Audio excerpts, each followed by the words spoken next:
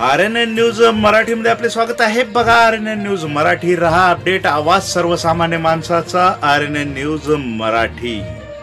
भर दिवसा चाकूने प्राणघातक हल्ला, पुसद बाजारपेठेत घडली धक्कादायक घटना।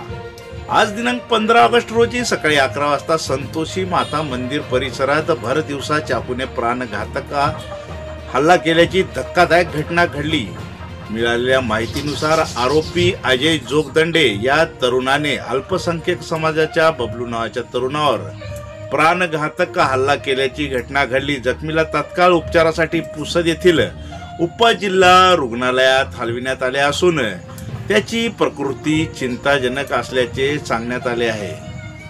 सदर घटनेमुळे परिसरात एकच खळबळ उडाली आहे।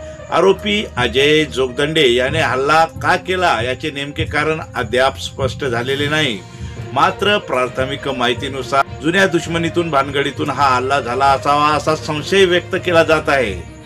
पोलिसांनी घटनेची नोंद घेऊन आरोपीला ताब्यात घेतले असून पुढील तपास सुरू आहे। दरम्यान स्वतंत्र दिनाच्या दिवशी अशा प्रकारची हिंसक घटना घडल्याने नागरिकांमध्ये संताप व्यक्त केला जात आहे।